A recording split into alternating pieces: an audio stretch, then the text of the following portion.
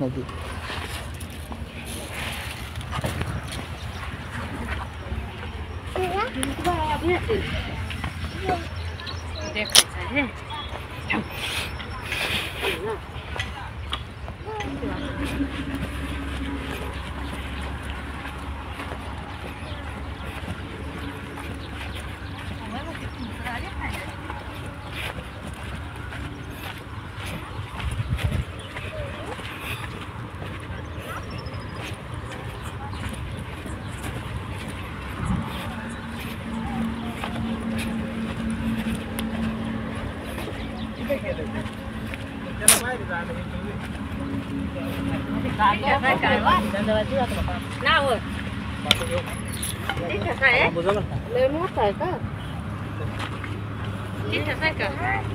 त्या साईडला असेल त्या साईडला हां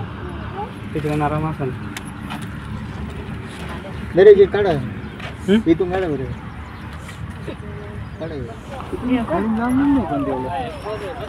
हे फोटो काढायला त्याच्यात दिसत लय मोठा उघड पावड्याने इथले गवत काढ हळूहळू काढ हळूहळू बरं करे हळूहळू मार नको त्याच्या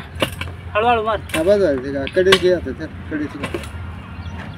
त्याची तिकडून निघले आणि कसं करायचं हा थांब मी सांगतो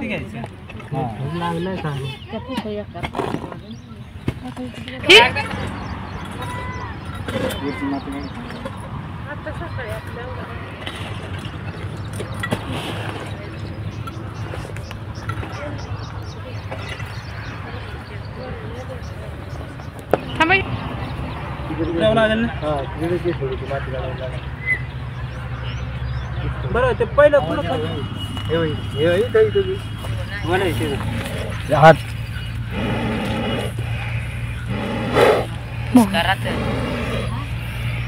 काढू बाप ना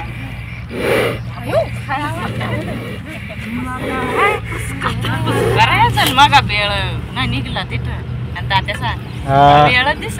इथे आलो आपण करे घाटाच्या पायथ्याशी आणि बापना यांचं शेडनेट आहे इथे आणि त्यांनी सांगितलं होतं की शेडनेटमध्ये एक साप आहे परंतु इथे तुम्हाला दिसतं इथे की शेडनेटमध्ये खोदले आपण शेडनेट आणि त्याच्यानंतर दुसऱ्याच ठिकाणी बिळ निघाला त्याचा आणि बिळामधून त्या ठिकाणी तुम्हाला दिसतंय हा इंडियन स्पेक्ट्रल कोब्रा आहे आणि समोर तुम्हाला दिसतंय की शेडनेट आपण ते कागद मोकळा करत असताना समोर तुम्हाला दिसतंय की बिळातून पास झाला आहे आणि बऱ्याच वेळेस आपण दुसरीकडे साप बघत असतो आणि अचानकपणे साप मात्र दुसरीकडे कधी कधी बिळातून बाहेर येत असतात इथे उंदरांची बिळ आहेत आणि बऱ्याचशा वेळेस उंदरांच्या बिळांमुळे किंवा उंदरांच्या सततच्या वापरामुळे या ठिकाणी अशा प्रकारचे साप निघू शकतात समोर तुम्हाला दिसतं इथे हा इंडियन स्पेक्ट्रल कोब्रा किंवा यालाच मराठीमध्ये नाग असं म्हटलं जातं विषारी वर्गामधला हा साप आहे पण तुम्ही इथं पाहताय की बिळ आहे माझ्या हाताजवळ आणि या बिळामधून त्या ठिकाणी तो पास झालेला आहे तर कधी कधी साप दिसतात एका ठिकाणी आणि निघतात एका ठिकाणी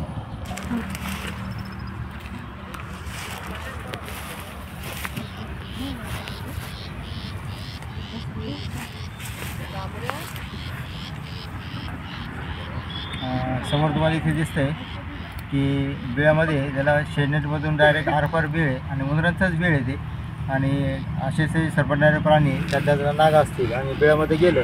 जवळ गेलं ते नेहमीसारखं ते फणा काढतात पटकन आणि या ठिकाणी तुम्हाला दिसतंय की त्याचा जो फणा आहे त्याचा आकार पण थोडासा मोठा आहे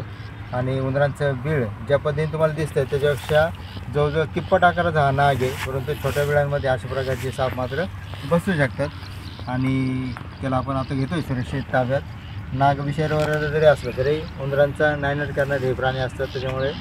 या सापांना वाचवणं तेवढंच गरजेचं असतं तर आपण याला सुरक्षितपणे घेऊ ताब्यात नंतर निसर्गाला सोडून देऊ परंतु इथे काम करत असताना एक गोष्ट तुम्ही पाहिली असेल सीमेवरती की ज्या ठिकाणी खोदण्याचं काम चालू होतं तिथे बीळ दिसत पण नव्हतं डोळ्यांनी आणि त्या ठिकाणी अशा प्रकारचा साप त्या ठिकाणी बिळामध्ये दिसला होता आणि म्हणून ते बीळ खोदून ज्याला आपण सुरक्षितपणे या ठिकाणी घेतोय बाहेर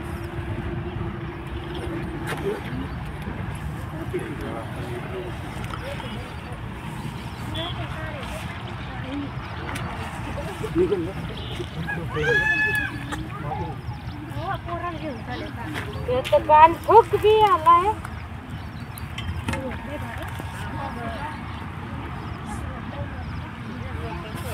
कान खूप काय सांगा नव्हते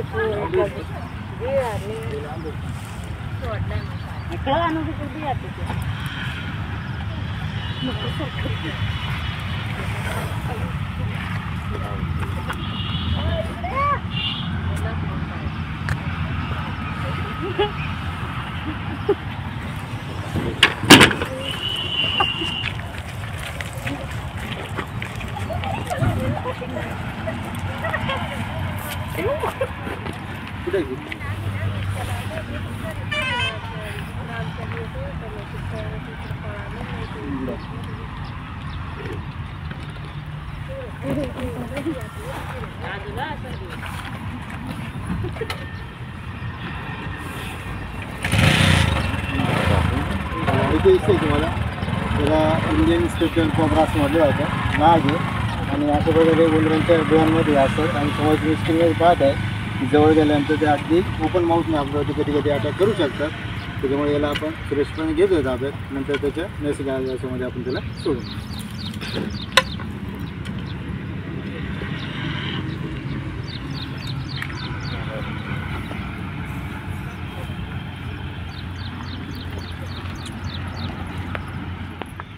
श्री बाफना सायखेंडी यांच्या शेडनेजवळ जो आपल्याला नाग सापडला होता त्या नागाला आपण त्याच्या नैसर्गिक अधिवासामध्ये या ठिकाणी सोडू.